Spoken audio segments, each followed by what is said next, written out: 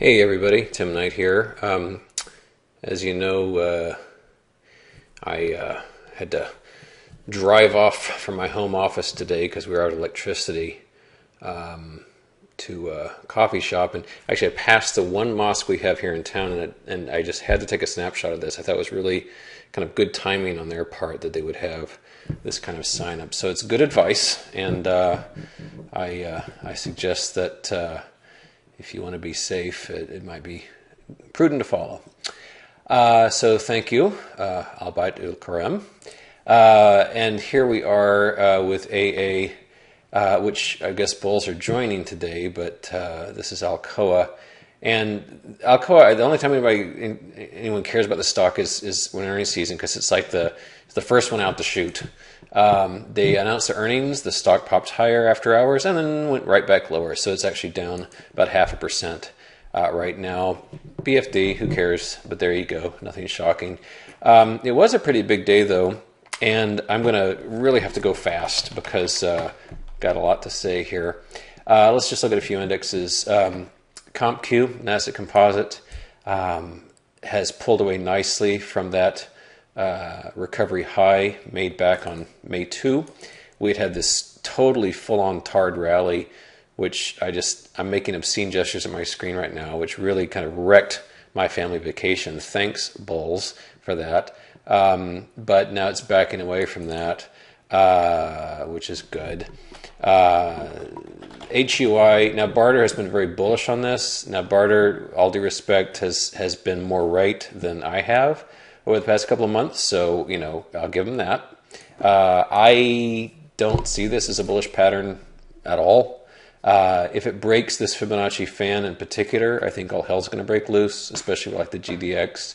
We're going to have something more akin to this kind of top. So I think that I basically think everything is doomed, except for slope.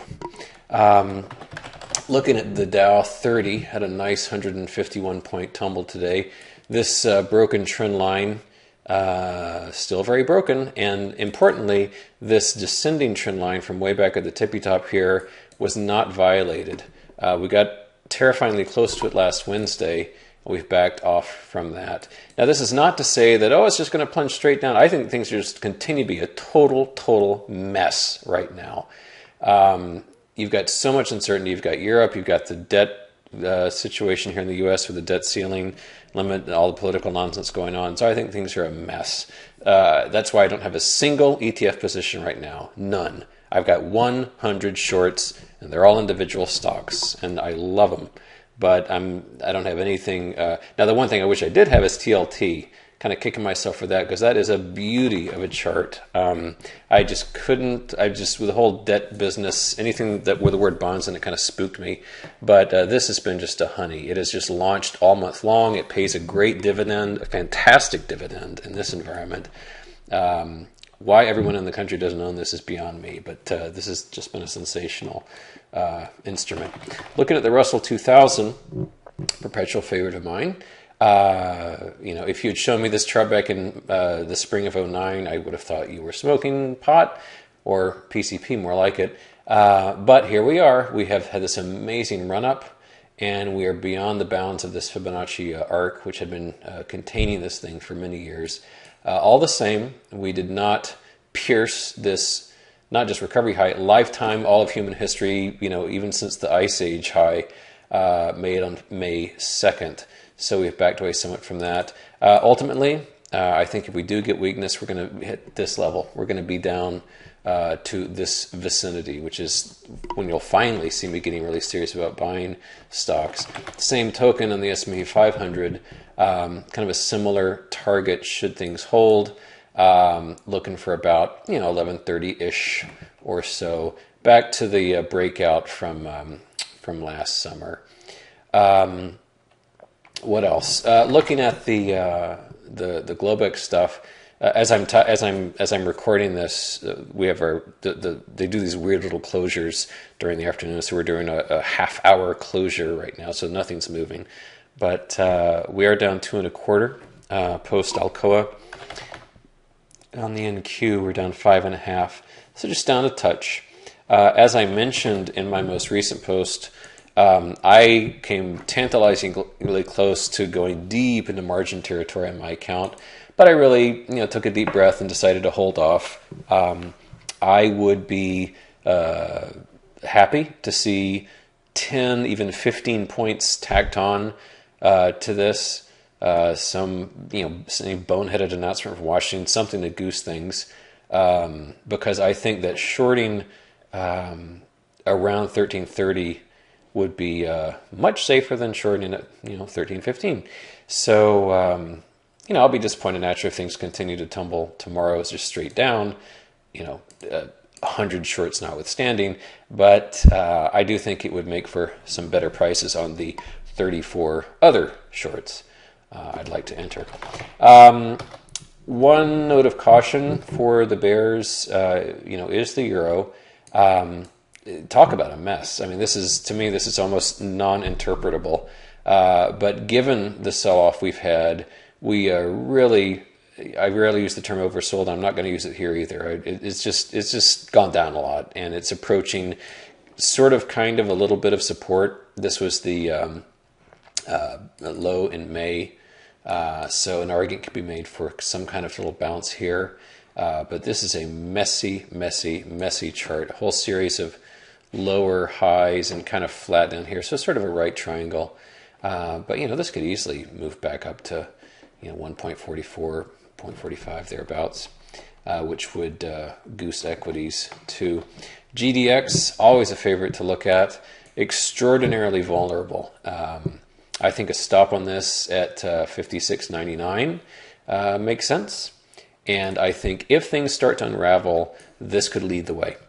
I watch GDX very closely, and this could get in the mid-40s, absolutely, and lead things down real hard. So the bullishness on precious metals, gold strength notwithstanding today, I would really, I don't support.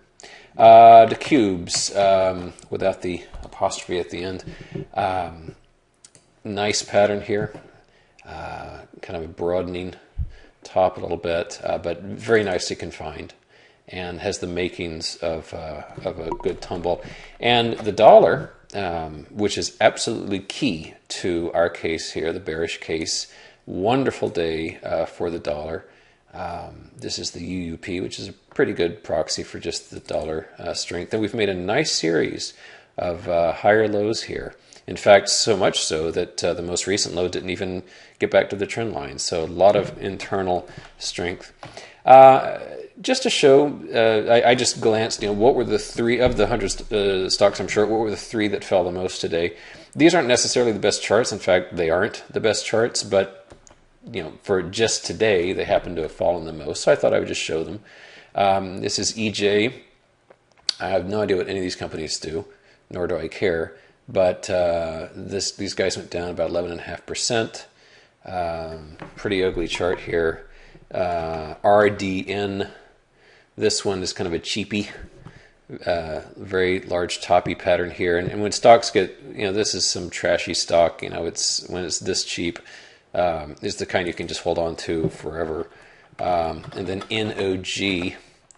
NOG, a little bit more of a real stock here. It's got some volume to it and so forth. Energy weakness helped a lot, but this was down about 8.29%. One that was pretty good was SINA, SINA. This one is a bit more of a keeper. And in each of these cases, I'm tightening stops pretty dramatically as the days go on. But in a real tumble, these things could just thrive. So I'll close by saying that there are bullish patterns. I've got actually 39 stocks in my bullish watch list. However, as handsome as those patterns are, those stocks have already run up a lot, and this sort of environment is not conducive to them running up anymore. If we were to fall to like 1130 on the S&P sometime later this year, those are the kinds of stocks I'd be eager to get into. So, they do exist. A lot of them were in real estate. For whatever reason, real estate has been quite strong until recently. Go figure. So just so you know, don't totally have my bear goggles on. Anyway, terrific day. Best day this year for me, I think. And let's just keep our wits about us. So God bless.